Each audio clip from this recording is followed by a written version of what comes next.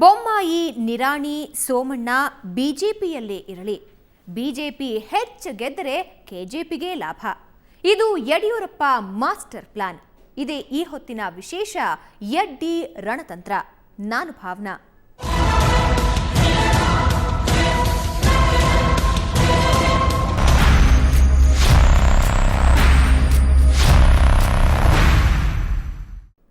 ರಾಜಕೀಯ ಅಂದ್ರೆ ಒಂಥರ ಚದುರಂಗದಾಟ ಇದ್ದಂತೆ. ಯಾವ ಆಟಗಾರನ ತಲೆಯಲ್ಲಿ ಯಾವ್ಯಾವ ಪಟ್ಟುಗಳಿರುತ್ತವೋ, ಯಾವ್ಯಾವ ಚಾಲ ನಡೆಸ್ತಾರೋ ಗೊತ್ತೇ ಆಗಲ್ಲ. ಪೇದಿಯನ್ನ ಇಟ್ಕೊಂಡು ರಾಜನ ತಲೆ ತೆಗೆಯೋ ಮಾಸ್ಟರ್ ಪ್ಲಾನ್ ಇಟ್ಕೊಂಡು ಒಬ್ಬ ಆಟ ಆಡ್ತಿದ್ರೆ, ಉಳಿದೆಲ್ಲರನ್ನೂ ಬಲಿ ಕೊಟ್ಟಾದ್ರೂ ರಾಜನನ್ನ ಉಳಿಸಿಕೊಳ್ಳೋ ಐಡಿಯಾದಿಂದ ಇನ್ನೊಬ್ಬ ಚಾಲ್ ನಡೆಸ್ತಿರ್ತಾನೆ. ಅಂಥದ್ದೊಂದು ಮಹಾನ್ ಆಟ ಒಳಗೊಳಗೆ ಆಡ್ತಾ ಇದ್ದಾರೆ ನಮ್ಮ ಮಾಜಿ ಮುಖ್ಯಮಂತ್ರಿ ಯಡಿಯೂರಪ್ಪ. ಅದರ ಫುಲ್ ಡೀಟೇಲ್ಸ್ ಕೊಡ್ತೀವಿ, ಬನ್ನಿ.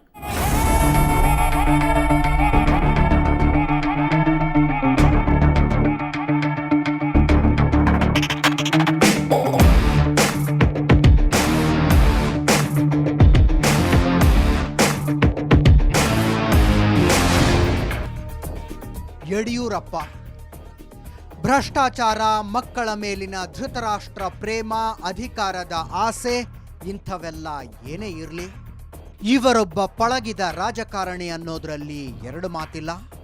ಇತ್ತೀಚಿನ ಇವರ ರಾಜಕೀಯ ರಣತಂತ್ರಗಳನ್ನ ನೋಡಿ ಬಹುಶಃ 24 ಅವರ್ಸ್ ರಾಜಕಾರಣಿ ದೇವೇಗೌಡರಂಥ ದೇವೇಗೌಡ್ರೆ ಡಲ್ಲು ಹೊಡಿತಿದ್ದಾರೇನೋ. ಯಡಿಯೂರಪ್ಪ ಬಿಜೆಪಿಯಿಂದ ಹೊರಗೆ ಬಂದ ಕ್ಷಣದಿಂದ ಯಾವೊಬ್ಬ ಬಿಜೆಪಿ ಹಿರಿತಲೆಯೂ ನೆಮ್ಮದಿಯಾಗಿ ನಿದ್ದೆ ಮಾಡಿಲ್ಲ. ಯಾವ ಕ್ಷಣದಲ್ಲಿ ಸರ್ಕಾರ ಎಗರಿ ಬೀಳುತ್ತೋ ಅನ್ನೋ ಭಯದಲ್ಲೇ ಕಾಲ ನೂಕಿದ್ರು. ಆದರೆ ಯಡಿಯೂರಪ್ಪ ಸರ್ಕಾರ ಬೀಳಿಸಲಿಲ್ಲ. ಅದೇ ರಾಜಕೀಯ ರಣತಂತ್ರ. ಅವರಿಗೆ ಜಗದೀಶ್ ಶೆಟ್ಟರ್ ನೇತೃತ್ವದ ಸರ್ಕಾರ ಬೀಳಿಸೋದು ಬೇಕಿರಲಿಲ್ಲ. ಹಂಗಂತ ತಮ್ಮ ಬೆಂಬಲಿಗ ಶಾಸಕರನ್ನೆಲ್ಲ ಬಿಜೆಪಿಯಲ್ಲೇ ಬಿಟ್ಟು ಕೆಜೆಪಿಗೆ ಬೆಂಬಲಿಗರೇ ಇಲ್ಲ ಅನ್ನೋ ಭಾವನೆ ಜನರಲ್ಲಿ ಬರೋದು ಬೇಕಿರಲಿಲ್ಲ. ಇವತ್ತಿನ ತನಕ ಲೆಕ್ಕ ಹಾಕಿದ್ರೆ ಒಟ್ಟು 20 ಬಿಜೆಪಿ ಶಾಸಕರು ಕೆಜೆಪಿಗೆ ಹೋಗಿದ್ದು. ಇವರೆಲ್ಲ ಆವತ್ತೇ ಹೋಗಿದ್ರೆ ಜಗದೀಶ್ ಶೆಟ್ಟರ್ ಸರ್ಕಾರವನ್ನ ಬೀಳಿಸಿ ಕೇಕೆ ಹಾಕಬಹುದಿತ್ತು. ಆದ್ರೆ ತಮಗಿರುವ ಬೆಂಬಲವನ್ನು ರಾಜ್ಯದ ಜನರಿಗೆ ತೋರಿಸಬೇಕಿತ್ತು. ಇಬ್ಬರು ಸಚಿವರು 10 ಶಾಸಕರಿಂದ ರಾಜೀನಾಮೆ ಕೊಡಿಸಿದರು. ಆದರೆ ಬಿಜೆಪಿಯಲ್ಲಿ ಅವರ ಇನ್ನೂ ಹಲವು ಬೆಂಬಲಿಗರು ಮುಂದುವರೆದರು. ಒಬ್ಬ ಲಿಂಗಾಯತ ಮುಖ್ಯಮಂತ್ರಿಯನ್ನು ಬೀಳಿಸಿದ ಅಪಕೀರ್ತಿ, ಲಿಂಗಾಯತ ಸಮುದಾಯದ ಪ್ರಶ್ನಾತೀತ ನಾಯಕನೆಂಬ ಸ್ಥಾನಕ್ಕೆ ಧಕ್ಕೆ, ಲಿಂಗಾಯತ ಮಠಾಧೀಶರ ಕೋಪಕ್ಕೆ ಗುರಿಯಾಗುವ ಭಯ, ತನಗೆ ಅಧಿಕಾರ ಇಲ್ಲದಿದ್ರೆ ಅವರಿಗೂ ಬೇಡ ಎಂಬ ಮನಸ್ಥಿತಿಯವರು ಅಂತ ಬ್ರ್ಯಾಂಡ್ ಆಗುವ ಭಯ. ಇವಕ್ಕೆಲ್ಲ ಹೆದರಿ BS ಯಡಿಯೂರಪ್ಪ ತಮ್ಮ ಬೆಂಬಲಿಗರ ಸಮರ್ಥನೆಯ ಜೊತೆಗೆ ಜಗದೀಶ್ ಶೆಟ್ಟರ್ ಅಧಿಕಾರ ಅನುಭವಿಸುವಂತೆ ಮಾಡಿದ್ರು. ತಮ್ಮ ಬೆಂಬಲಿಗರ ಸಮರ್ಥನೆಯಿಂದಾನೇ ಜಗದೀಶ್ ಶೆಟ್ಟರ್ ಅಧಿಕಾರ ಅನುಭವಿಸೋ ಹಾಗೆ ಮಾಡಿದ್ರು. ಒಂದು ವೇಳೆ ಆಗಲೇ ಸರ್ಕಾರ ಬೀಳಿಸಿ ಬಿಟ್ಟಿದ್ರೆ ಜಗದೀಶ್ ಶೆಟ್ಟರ್ಗೆ ಬಹುಸಂಖ್ಯಾತ ಲಿಂಗಾಯತರೆದುರು ನಿಂತು ಕಣ್ಣೀರು ಸುರಿಸೋದಕ್ಕೆ ಒಂದು ಅನಾಯಾಸ ಕಾರಣ ಕೊಟ್ಟಂತಾಗ್ತಿತ್ತು ಯಡಿಯೂರಪ್ಪನವರು. ಆ ತಪ್ಪು ಇವರು ಮಾಡಲಿಲ್ಲ.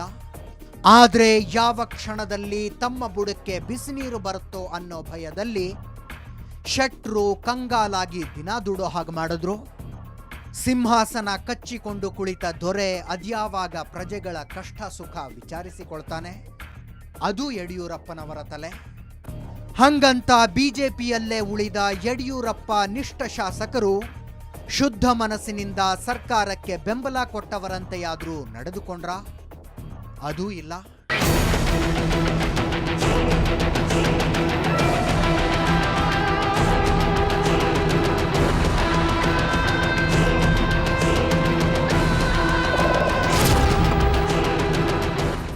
ಒಂದು ಕಡೆ ಸರ್ಕಾರಕ್ಕೆ ಸಮರ್ಥನೆ ಕೊಟ್ಟುಕೊಂಡೇ ಬಂದ್ರು, ಇನ್ನೊಂದು ಕಡೆ ಕೆಜೆಪಿ ಅಧ್ಯಕ್ಷ ಯಡಿಯೂರಪ್ಪನವರ ಜೊತೆ ಬಹಿರಂಗವಾಗಿ ಕಾಣಿಸಿಕೊಂಡ್ರು.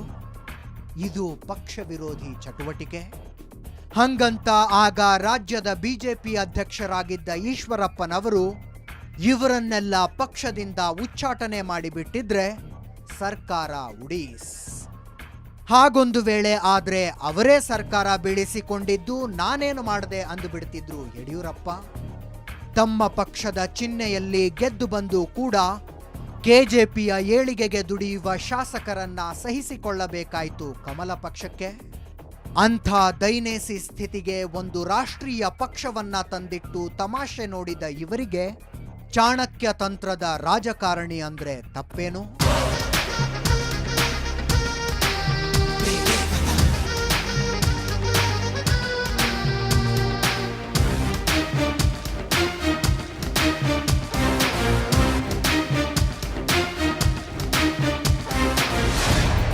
ಈಗ ನೋಡಿ, ಬಿಜೆಪಿಯಿಂದ 20 ಶಾಸಕರನ್ನ ಕರೆಸ್ಕೊಂಡ್ರು. ಆದ್ರೆ ಮೊದಲಿನಿಂದಲೂ ಯಡಿಯೂರಪ್ಪನವರ ಜೊತೆಗಿದ್ದ ಮುರುಗೇಶ್ ನಿರಾಣಿ, ಬಸವರಾಜ ಬೊಮ್ಮಾಯಿ, ವಿ ಸೋಮಣ್ಣ, ಉಮೇಶ್ ಕತ್ತಿ ಮುಂತಾದವರು ಈಗ ನಾವು ಕೆಜೆಪಿಗೆ ಹೋಗಲ್ಲ, ಬಿಜೆಪಿಯಲ್ಲೇ ಇರ್ತೀವಿ ಅಂತಿದ್ದಾರೆ. ಹಾಗಾದ್ರೆ ಇದು ಯಡಿಯೂರಪ್ಪನವರ ಪಾಲಿಗೆ ಹಿನ್ನಡೆಯ, ಬಿಜೆಪಿಯ ಪಾಲಿಗೆ ಮುನ್ನಡೆಯ? ಹೌದು ಅಂದ್ಕೊಂಡ್ರೆ ಅದೇ ತಪ್ಪು. ಅದು ಯಡಿಯೂರಪ್ಪನವರ ಇಶಾರೆಯಂತೆ ನಡೆದ ರಣತಂತ್ರ.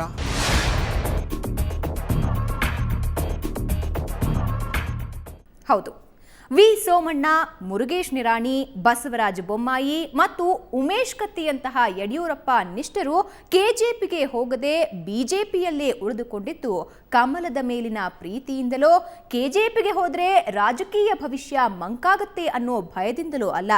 ಅದು ಸ್ವತಃ ಯಡಿಯೂರಪ್ಪನವರ ಆಜ್ಞೆ. ಅದ್ಯಾಕೆ ಅನ್ನೋದನ್ನ ಒಂದು ಸಣ್ಣ ಬ್ರೇಕ್ನ ನಂತರ ಹೇಳ್ತೀವಿ.